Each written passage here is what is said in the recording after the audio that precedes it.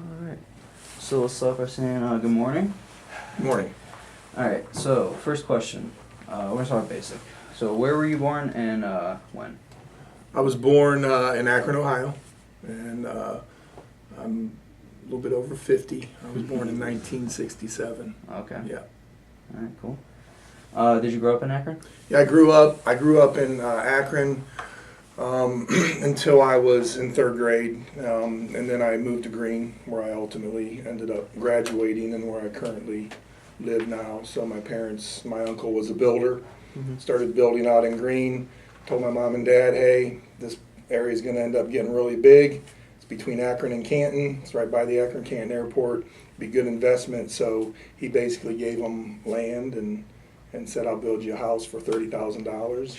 And yeah, so I moved there, and then my whole family pretty much moved to Greene, and even to this day, my brother lives right next door to me now, and my mom and dad, since probably about 2 years ago, sold their house, and my dad's not doing well and having some problems getting around. He was in a car accident when he was younger, and he was paralyzed for like 6 months. Oh wow. And so he is kind of in a wheelchair now.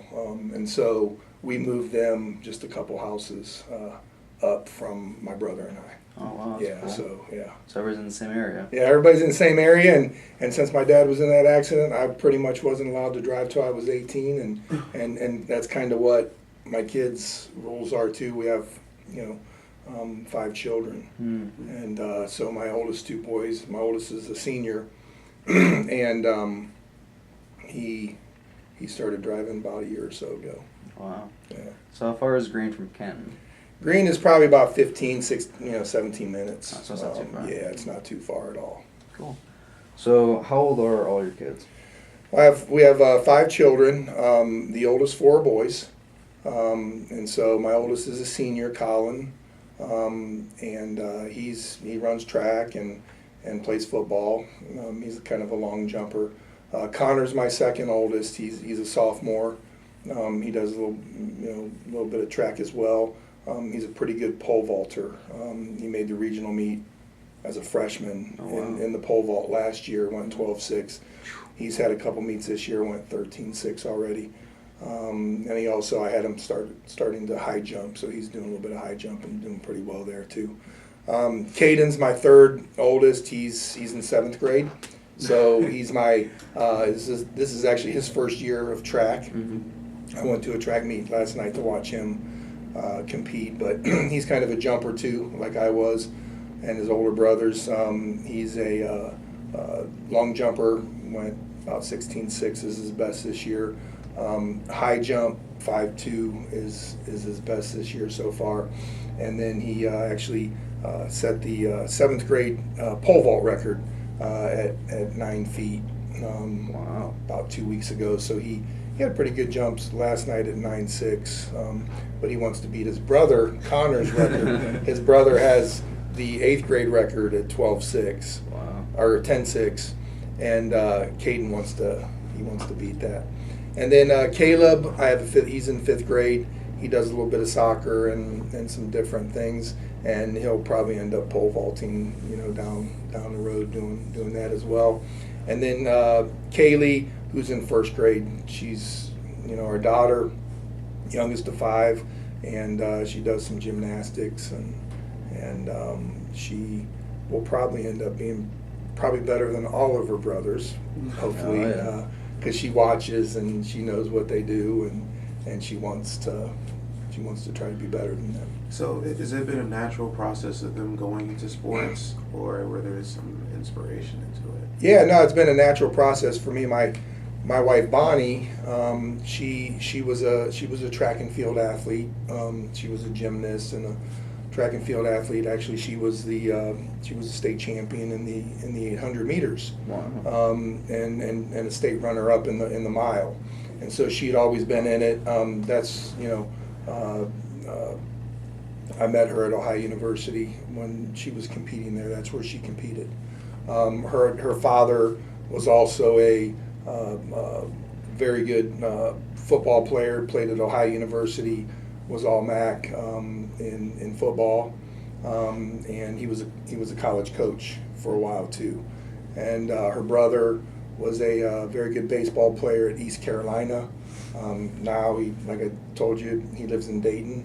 He's actually a spine surgeon that lives in Dayton, down in that area. And a very good baseball player. My brother, I was fortunate enough to coach him when I coached at Miami University in Oxford, and he was over a 7-foot high jumper. Wow. Too, so that was kind of neat. serious. And it's kind of neat. And then, and actually, if you go down even on my mom's side of the family, my grandfather was actually a Pennsylvania state champion in the pole vault, and his brother was too. Wow. It's kind of weird, you know. You guys have a So nice- yeah, so Whole lot of athletes. but track and field, you know, and so different than the football and Yeah. and basketball, because I was, you know, basketball player and all that stuff in high school. Thought I was going to be a basketball player, but track and field is, you know, a little bit different type sport that you don't need a coach to put you in or fit a certain mold. It's like if you're faster, no matter what, you know, your body type is, you're better, you know, or you can jump higher, you can throw further, you know. You could be 6 foot, 130 pounds, and if you can throw the discus 200 feet, it doesn't matter. You can throw the Yeah. discus 200 feet, you know, Yeah. and so you're going to get a chance.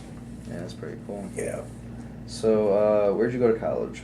I went out of high school. I was dead set that I was going to be a Division I basketball player. That was kind of my goal. You know, I had a successful high school career, but nobody wanted a guy that was from a small Division I high school that was 6'5", that played with their back to the basket. I played center, and so, you know, at the Division I level, you're not going to get a whole lot of, you know, 6'5" center. So Yeah. I decided to go to Akron, and I went there, and I went there to play football, actually. I was going to be a wide receiver. Got there. It was actually the first year Jerry Faust was at Akron. So he came from Notre Dame. He was a Notre Dame football coach. Came to Akron. It was the first year that they moved from Division I AA to Division I A, so to speak. And so, yeah, that was my first year out of high school. You know, for me, it just wasn't a great fit. I needed a little bit smaller school. You know, you going through football. If you go through 4 years of college football, you are mentally tough. And I don't care what level you go. I mean, it could be, you know, at the highest Division I level. It could be lower Division I. It could be Division II. It could be Division III, NAI, whatever. You go through 4 years of that. It is something different, way different than what it is in high school. Yeah. You know? You're wired. It's like you're wired differently, I guess, because like that just takes a special person to actually just go through that grind. It does. 4 years. The grind of meetings and practice. I remember when I was at Akron, we had pre-practice with, you know, the machines, or we had pre-practice with the machines. We had pre-practice with the quarterbacks. We had practice. We had post-practice with the quarterbacks and post-practice. And we did that, you know, in August 2 times a day, you know. And you had to take a nap at a certain time. You had all these meetings. You had to eat, you know, this window of 45 minutes of, you know, to get your food. And it just was, and the free time. I actually missed my sister's wedding because they wouldn't let me leave camp for football. You know, it was in August. She got married in August, and it was like, you can't leave. You got to be here. You got to be here with the team, and it is what it is. And she had a wedding 15 minutes down the road, and I couldn't even go to it because they wouldn't let me leave campus. Wow. So yeah, it's a different experience. Way different commitment than other Yep, sports. absolutely. Wow. So when did you begin your track career? How old were you? I started in 7th grade. Actually, before that, I remember when I was probably in about 5th grade, my dad said, "Hey, there's going to be a track meet up at Akron. You want to just go up there?" And I had no idea what track was about. And he said, "I entered you in the 100 and the 400 or whatever." You know what I mean? And so I said, "That sounds great." And I got up there, and I didn't even know how to use starting blocks or anything like that. And I remember vividly, 5th grade, watching all the kids jumping, like doing the jumping, the long jump and the high jump and stuff like that. And I said, Dad, I want to do that. And he said, well, no, you're entered in these 2 events. So those events take a lot of practice. Mm-hmm. And so I remember going to that meet, and then after that meet thinking, you know what, I want to jump. Mm-hmm. And that's ultimately what I ended up doing. And then I also played baseball. I'm left-handed, and I was a pitcher and all that stuff, so it was kind of hard to leave that. Yeah. But track and field, you had to make a decision, back when I was in school, in junior high, it was either baseball or it was track, so I just went down the track road. So what events did you end up doing in college? I started in college, I did just about everything. That was not anything that was like 100 meters down. I remember my first college track meet. See, in high school, you're limited to 4 events. You're allowed in 4 events, that's it. Mm-hmm. In college, unlimited. Mm-hmm. So I remember going to my first track meet here at Malone, and I got off the bus, and back then, you used to do entries at the meet. So the coach would have a sheet and say, okay, I'm going to enter Chris and the shot and the discus and, and all, whatever. And so I getting off the bus, I remember Coach Hazen said, hey, Mark, I actually entered you in a few extra events for this meet because we want to try to win. And I said, well, what events did you enter me in? And he said, well, your normal events, because normally I would high jump and long jump, and I would run the hurdles, and I would do some different events here and there. And he said, well, I entered you in the shot and the discus. I'm like, I've thrown the shot before, but I've never even thrown the discus. Mm-hmm. And he's like, don't worry about it. Just go watch what they do and do it. And then he said, I also entered you in the triple jump. And I'm like, I don't even know what the triple jump is. He said, just go watch what they do and do what they do.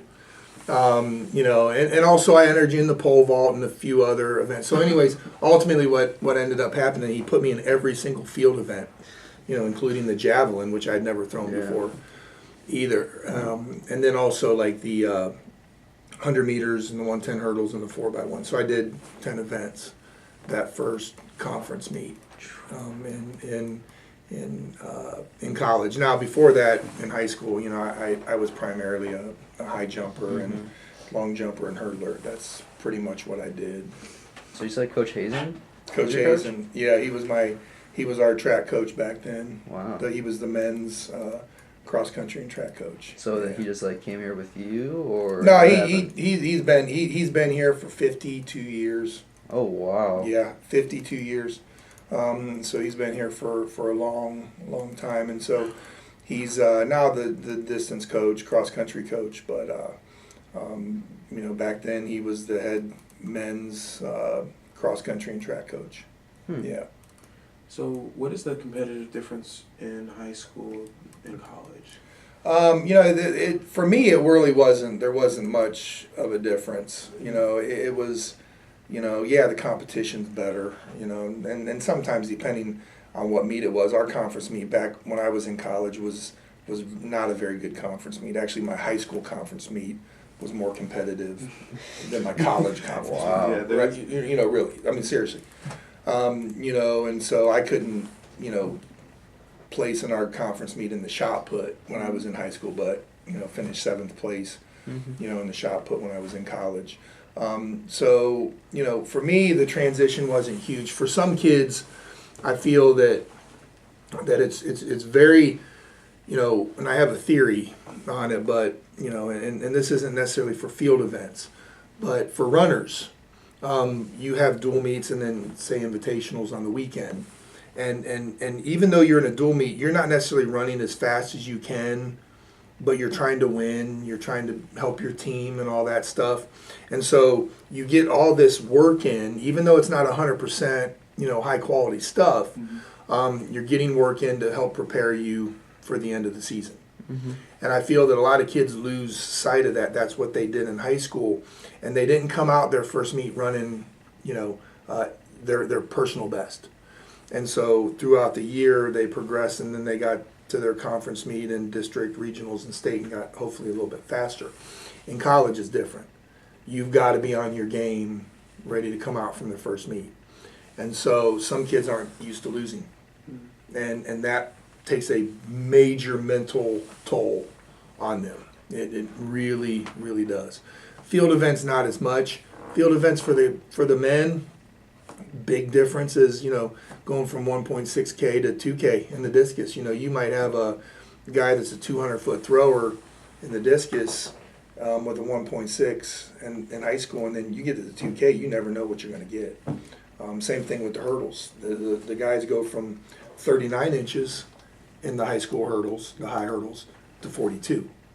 And we just had a conversation at practice yesterday. That extra 3 inches makes a huge difference. I had our hurdlers yesterday practicing on the high school height, and they're like, man, I could really run fast if I could run the 39s. It's like, no, you got to run 42.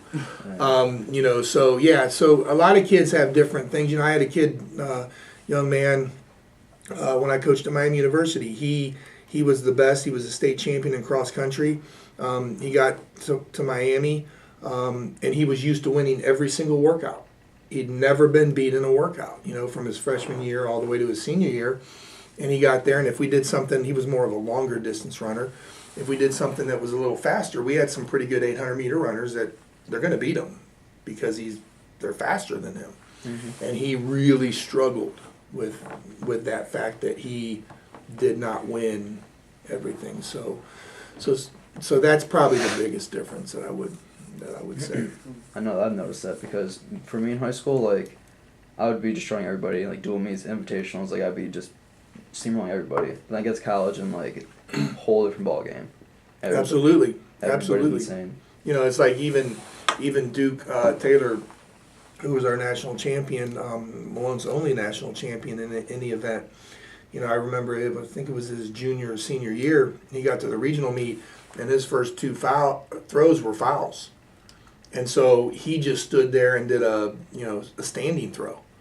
Well, in college, you can't do that and throw that far. So he did a standing throw, threw far enough because he knew he could to make the finals, which gave him 3 more throws, which ended up he threw really well. But in the college setting, you can't just do a standing throw to get yourself 3 throws unless you're way up there, depending on the level of competition. So, yeah, it makes you sometimes, in high school, you just have to throw 140 feet or something in discus. You're going to advance through, and so you can relax a little bit more because you know that you can do that.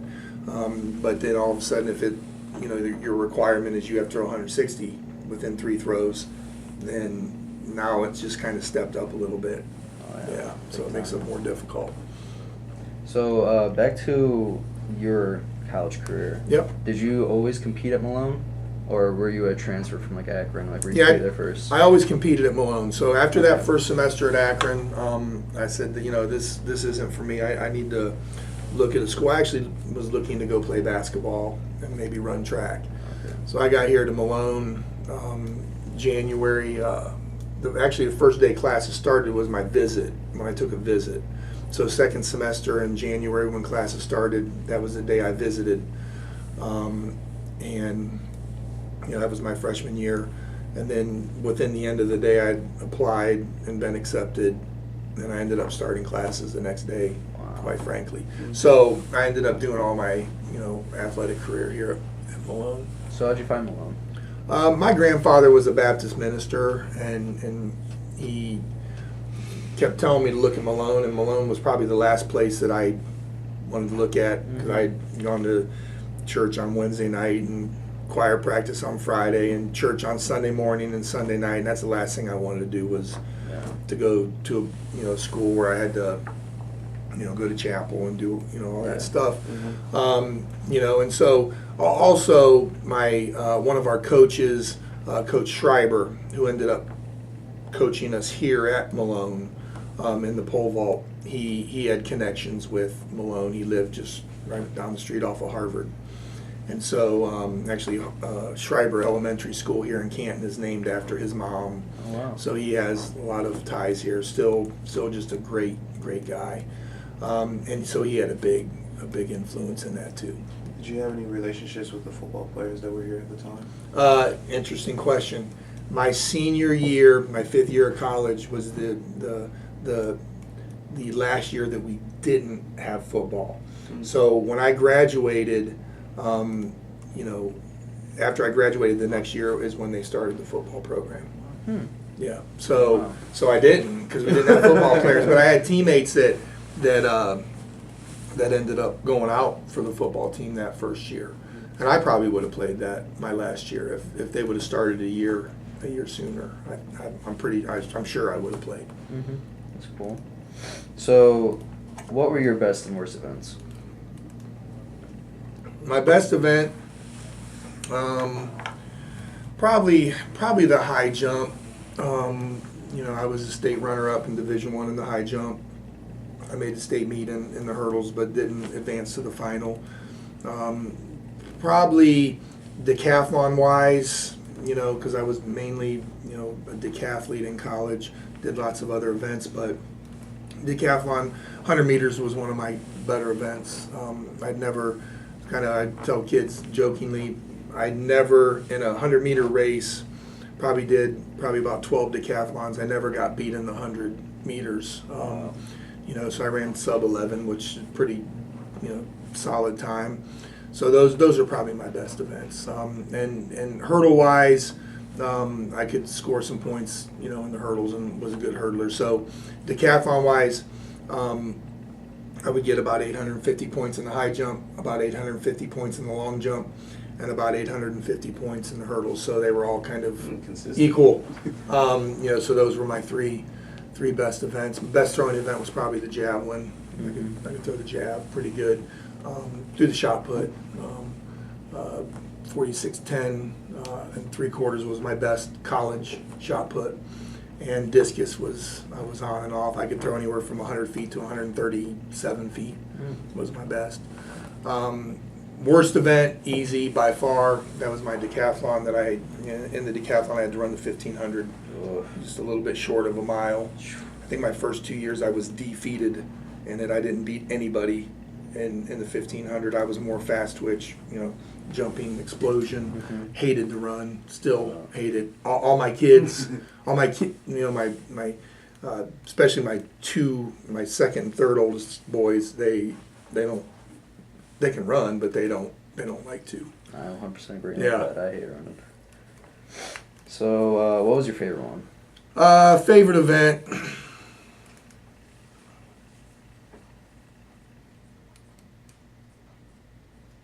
I probably, I look at the decathlon as an event. Okay. So you have 10 events within one event, and so that was my favorite. That's what I did. It was like, you're going to be up and down, just like regular track season, just like life. You're going to have a great, competition or event and go on to the next and then the next. And if you have a bad event, you have to get ready for the next one. So that was probably my favorite, total, event. But when you break it down even more, just say a high school type, event, probably the high jump. I would probably say that. So, what were some of your accomplishments that you had in college? Big ones. I did a lot of stuff. Towards the end of the season, you have your conference championships, and then as you kind of progress to the national championships, I did so many events. By the end of the season, I was just pretty much trashed. To tell you the truth, Yeah. So like me training somebody, I wouldn't do that. It'd be like, I'm gonna limit what you do over here, so you're ready towards the end. So I never really felt like I accomplished what I was capable of accomplishing. But I won the Christian National meet in the high jump and was the runner-up in the long jump and the javelin. A few times. I finished 8th at the NAIA National Championships in the decathlon. That was actually, I had knee surgery from being beat up 10 days before that. They went in and scoped it out, and doctor said, if you can compete, go ahead and compete. So I did compete, and so I ended up 8th, in that. I was ranked 2nd going in, Oh, wow. but, I just couldn't do it. So when did you start coaching? I started coaching right after college. I went to grad school at Ohio University. I actually, so I was a grad assistant there, and I coached the jumpers. But before that, I wanted to see how good I could be in the decathlon. That was always my ultimate goal. My first 4 years of college, I didn't really practice much. I might have practiced an hour a week. Oh, wow. Seriously, honestly. And then my last year, I said, I'm going to try to get a little bit better and see what I actually can do. And so I started practicing a couple hours a day. So a lot of the events that I did my first 4 years were just natural ability, going out and doing it. Then my senior year, I practiced a little bit, had a really good year going, got to the national championships, and won the 100. Went like 10.97, which was a PR. Went like 23 feet in the long jump and 46 in the shot and 6.9 3/4 in the high jump.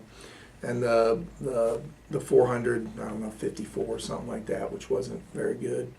Leading after the first day, so I got real confident saying I'm going to win, And then the first event of the second day is hurdles. And it was I just felt like I was going to run really fast. And next thing you know, gun went off, and my lead leg toe got caught underneath the hurdle, and I was kind of leaning already, as you have to go over the hurdle, and next thing you know, I was on the ground. And that was the first time and only time I ever fell in the hurdles. Wow. And so, my plan was after that meet, I was going to try to score some pretty good points and then go on and maybe go out to California to see what I could do. And so after that competition, I was pretty dead set what I was going to do. Nobody could tell me anything. And I believe that, in my personal belief, that God had to take something away from me to make me do the right thing. And so at that moment, I was probably one of the most competitive people that you would meet. And at that moment, I had no desire to compete anymore. I just was deflated. So it changed my path, is what I'm ultimately saying. And it changed my path to say, you know what, I'm going to coach. I'm not going to go out California, see what I can do, chase a dream. I'm going to go to grad school and I'm going to coach. So I feel that was, really the only way to change my path, because I was going to go out, and that's what I was going to do. So, what ended up being the worst thing as an athlete to ever happen to me ended up being the best thing as a person, because that's where I went to grad school. That's where I met my wife. And without that change of path, without that thing happening to me as an athlete, I wouldn't have been there. I wouldn't have put myself in that place. And so I always go back and think, what would it have been like? And I don't even want to think about that. Yeah. So something really, and that's what I tell kids, all the time. It's like, I don't know why you're hurt. I don't know why you're here. I don't know why, whatever, but there is a reason why you're here. There is a reason why you're going through this. And we don't always know what it is, but many times, 10 years down the road, 5 years, 15 years, you might realize why God, or why you were put in a certain place at a certain time of your life, or why something was taken away or whatever. So for me, I'm living proof of that. Mm-hmm. So were there any students or people that you've coached that have left an impact in your life? Oh yeah, I probably let's see. All my coaches that have coached me, whether it's a basketball coach or my track coaches or football coaches or whatever, I kind of take a little bit of everything that I've learned from them. Coach Schreiber, who, like I said, was our worked with us in high school and was our vault coach here, probably left the biggest impact. He just, he was just always there. He was always there to help you out. If he didn't have the answer, he would try to find an answer. If you needed something, he's going to do it. If I needed to go to a meet and I didn't have anybody else that could take me, he's gonna do that. He was that kind of guy. So he left a huge impact. I had basketball coaches that taught me to be tough and all that stuff. But all my coaches have left a big impact, and I take a little bit of what I've learned from all of them. So, was your faith an important thing to you as an athlete? Like, did it help you with, like, a lot of your decisions? It did, but, at that time of my life, I was a college kid, and I thought I controlled everything. I could control everything. Mm-hmm. And so, in terms of faith, I wasn't exactly where I should be, because I thought it was all about me. Mm-hmm. And as you get older, you realize it's not all about you.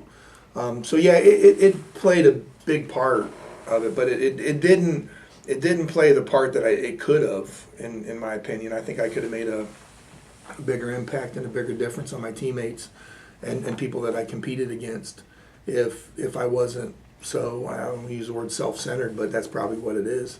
Mm-hmm. I just worried about myself. And so, I was very confident, but I just worried about myself. And so I think I could have made a bigger impact on people if, and had been a better example to my teammates and people that I competed against, reaching some other people if I would have been a little bit more focused in on that. So was Malone your first head coaching job? No, I went from Ohio University. I was a grad assistant. The following year, I went took a position at Emory University in Atlanta, Georgia. It's kind of the Ivy League of the South, is what they call it. And then I moved back home after that because it was kind of a part-time type position. I coached at the University of Akron for a year. I had actually decided that I might go out to California just to see what opportunity was out there, in terms of coaching. And then I got a call from Miami University in Oxford, Ohio. Warren Mandrell just got the position. He was from out west at northern Arizona. Got there, offered it to a few people that he knew. I knew some people that, kind of were, knew him in the coaching area. And he knew I was from the area and said, hey, why don't you come down for an interview? So I went down there. I was there for 9 years as an assistant coach. So from there, my wife and I had 2 children at that time and said, hey, we got to move either back to Columbus, where your family's from, or back to Akron, Canton, where my family's from, because our kids, they need to know their grandparents, aunts, uncles, all that stuff. And so I applied for jobs in Canton, Akron area, and Columbus, and John Carroll out of Cleveland, Division III school. I ended up getting that position, so that was my first head coaching job. And then when Coach Grimes, our athletic director now here at Malone, when he left, he was a track and field coach here prior, and he took the AD job, and so that opened this position up. And so I went from John Carroll to here. So from head coaching to like a normal event coach, like what's the main difference? The normal event coach, when I was an assistant coach at Miami University, I just had to worry probably, and I was the men's assistant, I had to worry about 12 kids. Mm-hmm. And I could, I had to make sure that, everybody had their practice schedule, everybody, knew what they were doing. We had an opportunity to time block classes back then, so if you need, if I needed you at practice at 10 o'clock, I'm going to block your schedule from 10 to noon. Wow. And you're not going to take classes, and the only time you could take a class is if I signed it and said, okay, this is a special circumstance. So I had all day that I could, practice with kids and stuff like that in my little, event groups. So that's the biggest difference, and it was fun, you know, because you got a chance to really get close to the kids and spend a lot of time with them, get to know them really well. As a head coach, you know, it's like you're trying to do all the stuff that you need to do, paperwork, get ready for meets. You know, we do have some help, obviously. I don't do everything myself, but just being responsible for all that stuff. And then, you know, a lot of kids, you know, we call it kind of like, you know, office talk. Instead of having office talk here in the office, they want to ask questions and whatever right at practice or right before practice, right before everybody's getting ready to, you know, work out. And so it's like, listen, we can't talk about that now. You have to come in the office. We have to get ready for practice. So yeah, it is a big difference. And I feel that back then I really could coach. Now I don't get a chance to coach as much as I would like to. So what are your least and most favorite things about head coaching? Least favorite, you know, just like I said there, you know, just not being able to really connect with the kids that I'm working with as much as I want to. You know, trying to find the time. The worst problem that we have here at Malone is, you know, for the most part, we only have that 4 o'clock to 5:30 or 6 time block. Some kids, yeah, they might not have class in this section, but I can't have a whole group of shot putters practice at noon. Yeah. I can't have a whole group of high jumpers practice at 2 o'clock, and we're going to get it out of the way because some of them have classes and this and that. So I can't split things up. So for the most part, I have this window from say 3:30 to 6 that I have to be able to coach everybody, and so that's very frustrating for me. That's really hard. You know, sometimes, you know, we have that kind of that chapel time that they kind of reserve, and so in the wintertime, if we have an indoor place, we might practice during that time. But when we get outdoor and it's 9 o'clock in the morning and it's 40 degrees and you're a high jumper, we can't do that. So I have to practice it. You know, so that's frustrating. The other hard thing for us is not having an indoor facility that we can go to, that we know that we have consistent weather. And so I'm always looking at the weather, adjusting practices, adjusting workouts, and different stuff. So I spend a lot of time on doing that. Obviously the paperwork and all that stuff. It's not that it's hard, it just takes time. Recruiting, you know, trying to recruit all the areas. In the past couple of years, life's been a little bit easier having, you know, Duke working, you know, recruiting throwers and Jeb and stuff, you know, helping out. But ultimately, it comes down on me. I've got to make sure we have the kids. Actually, this Duke's recruiting class, you know, your guys' class was the first